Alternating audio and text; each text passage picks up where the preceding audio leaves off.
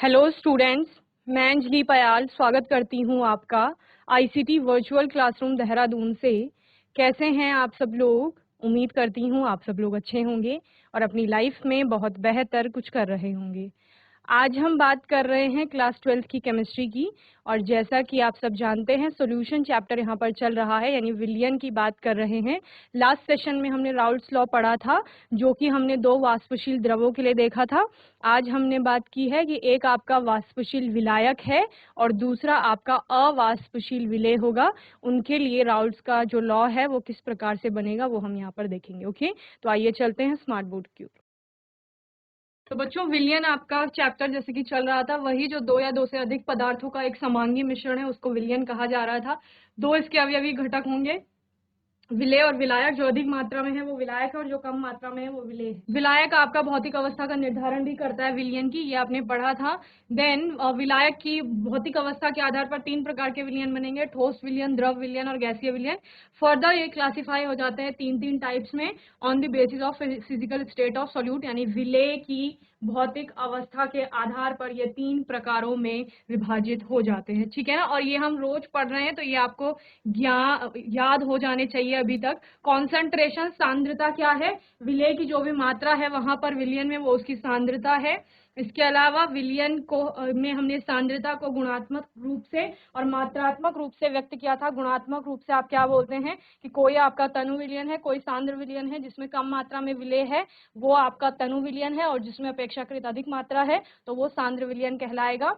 ये हमने यहाँ पर सांद्रता देखी थी। मात्रात्मक रूप से आप बताते हैं द्रव्यमान प्रतिशत, आयतन प्रतिशत, द्रव्यमान आयतन प्रतिशत पार्ट्स पर मिलियन में।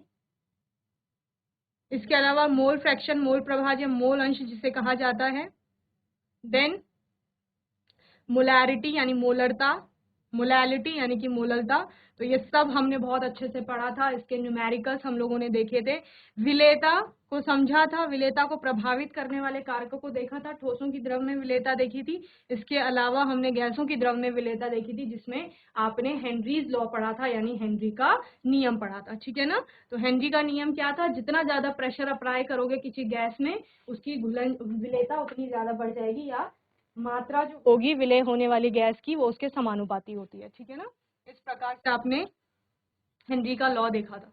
तो यहाँ पर देखो P1 आपका कम है, P2 आपका ज्यादा है, तो यानी कि दाब बढ़ाने पर क्या हुआ, यहाँ पर देखो मॉलिक्यूल जो हैं वो डिसॉल्व हो रहे हैं या सॉल्युबल हो रहे हैं किसमें? आपके लिक्विड में। तो मॉलिक्यूल किसके हैं? गैस के हैं। तो जितना ज्यादा प्रेशर अप्लाई किया उतना ज्यादा क्या हो गई? गैस सॉल्युबल हो गई। तो एट कांस्टेंट टेम्परेचर किस पर हो रहा है? स्थिर ताप पर हो रहा है। तो solubility of a gas, gas की जो विलेयता है इन अ लिक्विड, किसी द्रव में, is directly proportional to the pressure of the gas. वो डायरेक्टली प्रोपोर्शनल होगी किसके?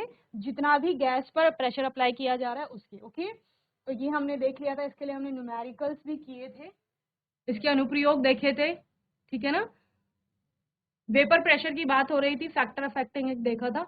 लास्ट सेशन में मैंने आपको राउल्ट्स लॉ बताया था, जो कि क्या है? वाष्पशील द्रवों के विलयन में, ठीक है, दोनों वाष्पशील द्रव थे, उसके विलयन में प्रत्येक अवयव का जो आंशिक दाब होता है वो विलयन में उसके मोल प्रभाज के समानुपाती हो जाता है। ओके, तो यहाँ से हमने इसको पूरा डिराइव किया था, तो आपका फॉर्मूला आ गया था लास्ट में, ये वाला जो मैंने आपको यहाँ पर दिखा रखा है बंद करके। फिर हमने ग्राफ देखा था यहाँ पर, जो आपका शुद्ध पदार्थ की बात करता है। यहाँ पर शुद्ध के लिए हम देख रहे हैं यहाँ पर भी। ठीक है, एक्स एक्सिस पे आपका क्या जा रहा है? मोल प्रभाव जा रहा है। वाई एक्सिस पे आपका वेपर प्रेशर है। ठीक है ना, तो जब आपका x1 इज इक्वल टू 1 है, x1 इज इक्वल टू 1 का मतलब क्या है? यहाँ पर सिर्फ आपका नंबर 1 अवयव जो हमने माना था वही है, इसलिए उसका मोल प्रभाव x1 है। उसके लिए आपका जो शुद्ध अवस्था में वेपर प्रेशर था, वाष्प दाब था, वो P1 नॉट था। सेम यहाँ पर जब x2 आपका 1 है दूसरी साइड में, तो उसके लिए शुद्ध अवस्था में उसका वेपर प्रेशर कितना था? P2 नॉट था। और जो ये आपका रेखीय आलेख बनता है, जो आप P1 नॉट से P2 नॉट को जोड़ रहे हैं, वो आपका क्या है? P टोटल था, यानी कुल वाष्प दाब था किसका? विलयन का। और वो P1 प्लस P2, यानी दोनों के आंशिक वाष्प दाब हमने माने थे P1 और P2, तो उसके इक्वल, उनके योग के बराबर हो जाएगा। ठीक है, तो इसलिए P1 प्लस P2 हमने कर दिया था। ओके, चलिए, तो इस प्रकार से हमने ये पूरा डिराइव किया था। आज के सेशन में हम बात कर रहे हैं वाष्पशील विलायक,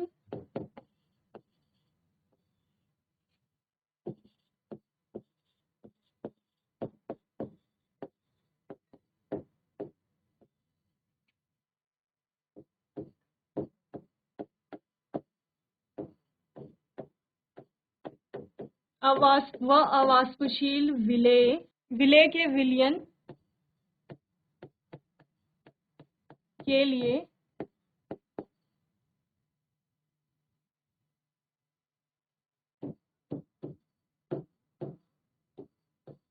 राउल्ट का नियम। ओके, ये आ सकता है आपका, या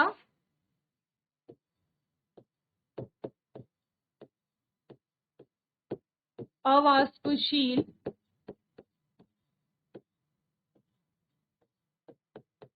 विलेय के लिए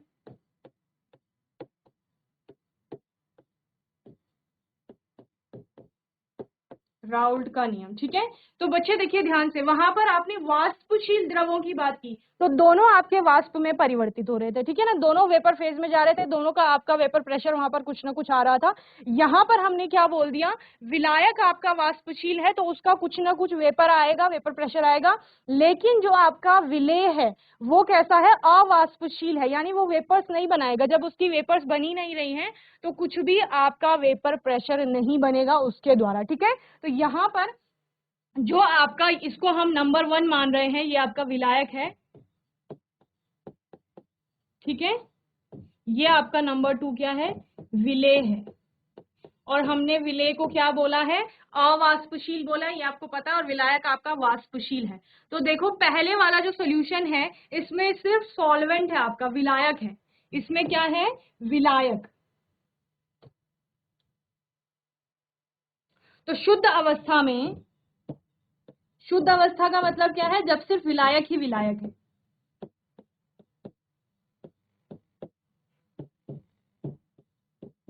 विलायक का वाष्प दाब P1 नॉट, यही लिया था। ठीक है, इसके बाद क्या हो रहा है, आपने इस 1 वाले अवयव में, जिसको आपने विलायक बोला, दूसरे नंबर का विलेय जो कि अवाष्पशील है वो इसमें ऐड कर दिया, जिसके आपको यहाँ पर येलो ऑरेंज कलर के आपको ये वाले सर्कल्स दिख रहे हैं। ठीक है, ये तो ये मॉलिक्यूल है आपके। ठीक है, किसके मॉलिक्यूल हैं ये, नंबर 2 के ये वाले, और ये आपके किसके हैं, ये हो गया, ये हो गया, ये नंबर 1 के।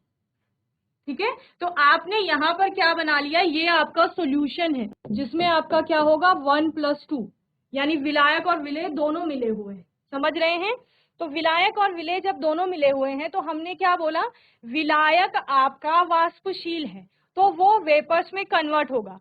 पहले वाले में क्या हो रहा था, देखो इस पूरी सतह में सिर्फ आपको एक एक एक नंबर 1 जो आपका अवयव है विलायक, उसी के मॉलिक्यूल्स दिख रहे हैं। ठीक है, उसी के अणु आपको दिख रहे हैं। लेकिन अगर हम दूसरे की बात करते हैं तो इसकी सतह में 1 भी है, 2 भी है, 1 2 2 2 1 2, इस प्रकार से आपके क्या आ गए हैं यहाँ पर, अलग अलग, यानी एक के भी अवयव 1 और अवयव 2 दोनों के अणु आ गए हैं, यानी वाष्पशील विलायक के भी और अवाष्पशील विलेय के अणु भी आ गए हैं। ठीक है, तो अब क्या होगा, देखो यहाँ पर आपको सतही क्षेत्रफल अधिक मिल रहा था, जो पहला वाला पिक्चर है, तो यहाँ पर सारे आपके सतह से कितने सारे मॉलिक्यूल आपका वेपर फेज में जा रहा था, जबकि यहाँ पर क्या हो रहा है, 2 वाला तो आपका वेपर फेज बनाएगा ही नहीं, सिर्फ ये बनाएगा। तो अब आपका जो वेपर फेज में जा रहे हैं उन अणुओं की संख्या कम हो गई है। जब वेपर्स में कन्वर्ट होने वाले अणुओं की संख्या कम हो गई है तो उनका वाष्प दाब भी क्या हो जाएगा, कम हो जाएगा। इससे क्या समझ आता है आपको कि शुद्ध अवस्था में जब विलायक था तो उसका वाष्प दाब अधिक था, और जब उसको विलयन में लाया गया तो अवाष्पशील विलेय के कारण, क्योंकि सतह पर उसके अणु भी आ गए हैं, तो उसके कारण जो विलायक का अब जो आंशिक वाष्प दाब होगा वो क्या हो जाएगा, कम हो जाएगा। ठीक है, तो हम क्या कहेंगे, यहाँ पर दूसरा आपका आएगा, विलयन में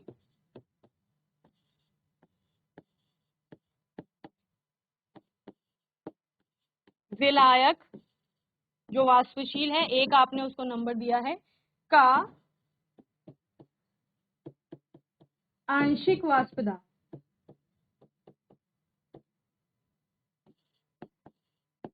बराबर P1 है। ओके, ये हमने ले लिया है, यानी यहाँ पर जो आपका वेपर प्रेशर बन रहा था वो P1 नॉट था, और यहाँ पर इसके द्वारा, एक के द्वारा जो वेपर प्रेशर बन रहा है वो कितना है, P1 है। ठीक है, आंशिक वाष्प दाब जिसे आप बोल रहे हैं।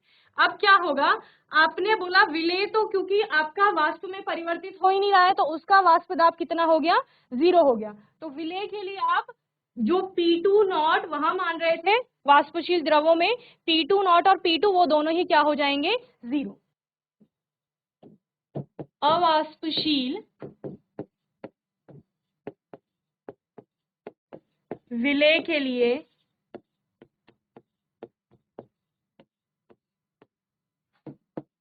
P2 not is equal to P2 is equal to 0। ठीक है, यानी आंशिक दाब और वाष्प दाब जो था, शुद्ध अवस्था में वाष्प दाब कुछ नहीं आएगा, आंशिक दाब भी जो है आपका सारा क्या हो गया, 0 हो गया। ठीक है, यानी इस वाले सॉल्यूशन में जो वाष्प दाब आएगा वो सिर्फ किसके कारण आएगा, आपके विलायक जो कि वाष्पशील है उसके अणु जो वाष्प में परिवर्तित हो रहे हैं उनके कारण आएगा। ओके, तो यहाँ पर राउल्ट के नियम से आपका क्या आ जाएगा,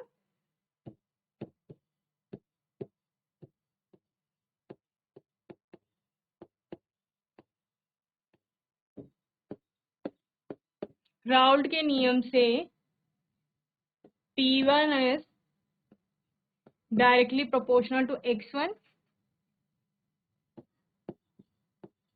जहां X1 क्या है,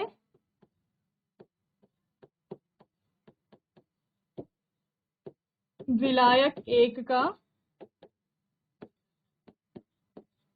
मोल प्रभाज व X2 विलेय जो दूसरे नंबर का अवयव है उसका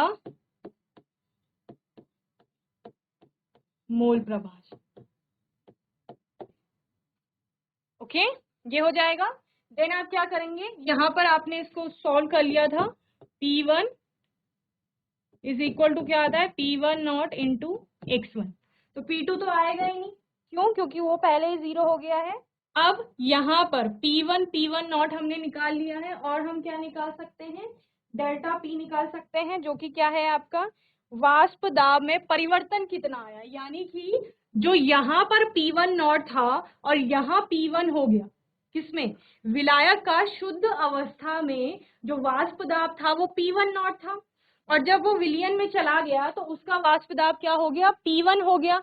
तो P1 नॉट से P1 जो कि हमने बोला है कम हो गया है वाष्प दाब आपका, वो कितना कम हुआ है वो हम डेल्टा P से व्यक्त करते हैं। तो यानी वाष्प दाब में परिवर्तन कितना आया या अंतर आप उसे लिख सकते हैं, delta P is equal to क्या हो जाएगा, P1 नॉट माइनस P1, ये हो जाएगा। ठीक है, ये आपकी सपोज इसके लिए इक्वेशन 1 थी, ये आपकी इक्वेशन 2 हो गई। ओके, अब आप इक्वेशन 2 में P1 की वैल्यू आपके पास है इक्वेशन 1 में, तो इक्वेशन 1 से P1 की जो वैल्यू है वो यहाँ पर इक्वेशन 2 में आप डाल देंगे। ठीक है ना, चलिए, क्या कहा मैंने, समीकरण 2 में P1 का मान रखने पर, ठीक है, तो क्या हो जाएगा, delta P is equal to P1 not minus P1 not into X1। Clear, यही है आपका। चलिए आगे इसको सिंप्लीफाई कर देंगे, P1 नॉट दोनों जगह क्या है, कॉमन है, तो आपका क्या आ जाएगा, delta P is equal to P1 not 1 minus X1। ठीक है, और 1 माइनस X1 क्या होता है, आप क्या जानते हो, मोल प्रभाज में X1 plus X2 is equal to 1 होता है। यही तो बोलते थे, दो अवयवी घटक हैं अगर किसी विलयन में, तो वहां पर दोनों अवयवी घटकों का मोल प्रभाज एक के मोल प्रभाजों का जो योग होता है वो 1 के बराबर होता है। क्या कहा मैंने, किसी भी विलयन में अगर दो अवयवी घटक है, सपोज 2 मान रहे हैं हम, ठीक है ना, तो दोनों का जो मोल प्रभाज है उसका योग 1 के बराबर होगा। ठीक है ना, तो यहां से आप क्या किसकी वैल्यू निकालेंगे, X2 की वैल्यू क्या हो जाएगी, 1 माइनस X1। ठीक है, तो इसको यहां पर 1 माइनस X1 की जगह आप क्या ले लेंगे, X2 ले लेंगे, तो क्या हो जाएगा, delta P is equal to P1 not X2। Okay, ये हो गया। देन इसको आप फिर P1 नॉट को इधर ले लीजिए तो क्या हो जाएगा, delta P upon P1 not is equal to x2। Clear? Delta P upon P1 not क्या है, ये आपका क्या होता है, जो भी relative lowering in vapour pressure इसे कहा जाता है, यानी विलयन का जो वाष्प दाब है उसमें सापेक्षिक रूप से कितना अवनमन होना है, कितना कम हो रहा है, वो हम देख रहे हैं। ठीक है, तो delta P upon P1 not वाष्प दाब में आपेक्षिक अवनमन। अवनमन का मतलब क्या होता है, कम होना। उन्नयन पढ़ेंगे, उसका मतलब क्या है, बढ़ना। ठीक है, RLVP से कहा जाता है, relative lowering in vapour pressure. Okay, तो इस प्रकार से ये आ गया है delta P upon P1 not. तो डेल्टा P की वैल्यू फिर से क्या आ जाएगा, यहां हमने क्या लिखा था इक्वेशन 2 में, P1 नॉट माइनस P1, तो यही लिख सकते हैं आप डेल्टा P की जगह, P1 not minus P1 upon P1 not is equal to x2। Clear? तो इसके अनुसार किसी विलयन के वाष्प दाब में जो आपेक्षिक अवनमन होगा, ठीक है, ये पूरा आपका क्या है, वाष्प दाब में आपेक्षिक अवनमन है, RLVP जिसे मैं कह रही हूँ, relative lowering in vapour pressure. ठीक है, वो किसके इक्वल है, विलेय के मोल प्रभाज के बराबर है। x2 क्या था, x2 मैंने आपको बताया था विलेय का मोल प्रभाज है। ठीक है ना, तो आपका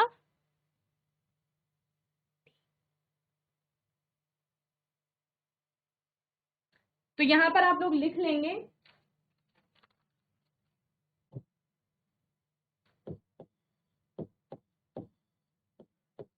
किसी विलयन के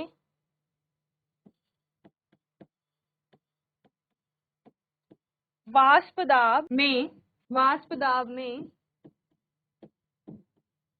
आपेक्षिक अवनमन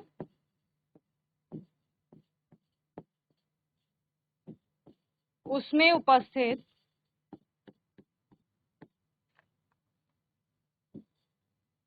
विलेय के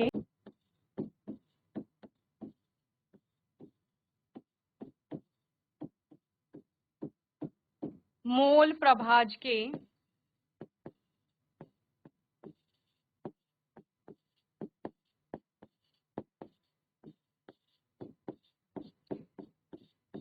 बराबर होता है।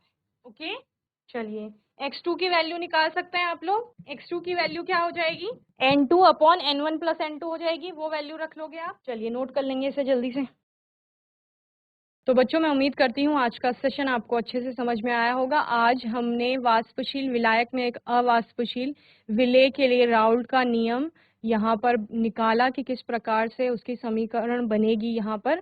ठीक है, वो यहाँ पर आप लोगों ने देखा। साथ ही इसको आगे आप लोग सॉल्व कर सकते हैं, जहाँ पर आप x2 की वैल्यू लगा लेंगे, यानी मोल प्रभाज जो है विलेय का वो होता क्या है। ठीक है ना, उसकी वैल्यू लगा लेंगे। वहां से आगे फिर मोलों की संख्या का अनुपात है मोल प्रभाज, और मोलों की संख्या कैसे निकालते हैं, given mass upon molar mass. तो मोलर मास के टर्म्स में आपकी पूरी इक्वेशन आ जाएगी, फिर आप वहां पर मोलर मास की गणना कर सकते हैं। ठीक है ना, तो यहाँ पर आने वाले सेशन में हम इससे आगे कंटिन्यू करेंगे, और साथ में इससे रिलेटेड जो न्यूमेरिकल्स आ सकते हैं उनके बारे में बात करेंगे। आपका कोई डाउट होगा, क्वेश्चन होगा, तो आने वाले सेशन में आप लोग पूछ लेंगे। और तब तक के लिए ICT वर्चुअल क्लासरूम से जुड़ने के लिए धन्यवाद।